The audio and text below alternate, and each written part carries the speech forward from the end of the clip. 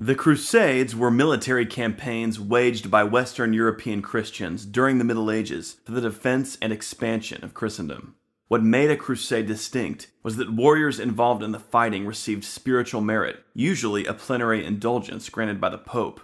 A crusade was considered by Western European Christians to be a holy act, an act of sacrifice and piety for the love of Christ.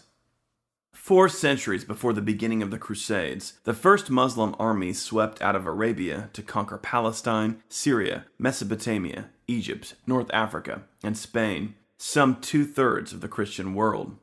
Between the 7th and 11th centuries, Christians fought wars against Muslims to prevent them from making further conquests into Christian territory, or to reconquer what had already been captured.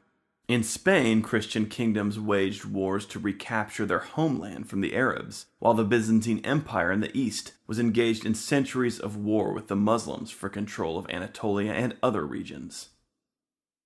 In the 11th century, the Seljuk Turks, recent converts to Islam, swept through Syria and Palestine. In 1071, they defeated the Byzantines at the Battle of Manzikert, conquering almost all of Anatolia.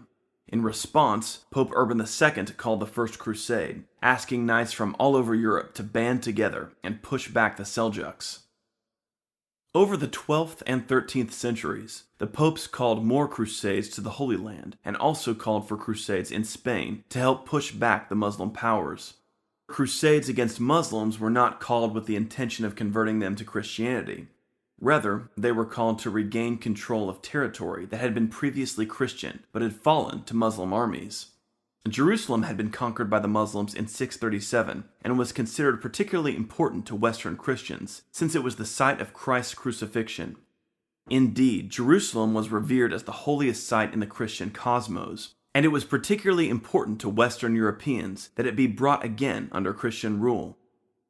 When in the 11th century, news arrived that Christian pilgrims traveling to Jerusalem were being harassed and killed by the Seljuk Turks, this fact alone inspired many knights to join the First Crusade. Although the Crusades were called to reclaim lands, greed was not a primary motivation.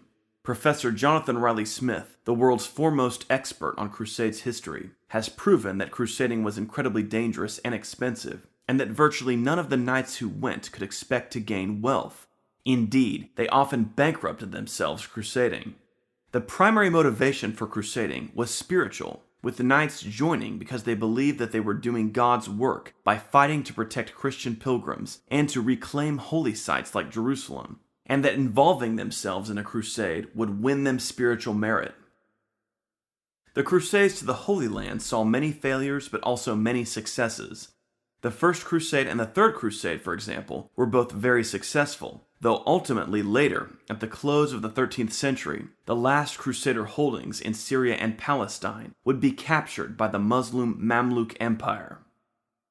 However, the Crusades in Spain achieved lasting victory, with the whole of Spain being ultimately recaptured by the Christians.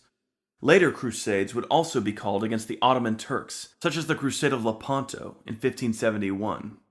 If you want to learn more about the Crusades, subscribe to this channel, Real Crusades History. We present regular videos and podcasts on the Crusades.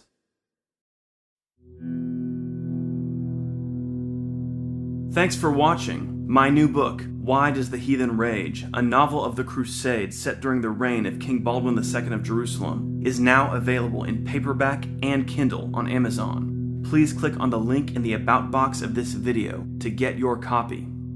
Also, if you would like to support Real Crusades history by offering a donation, you will find a PayPal donate link in the About box of this video. Thank you.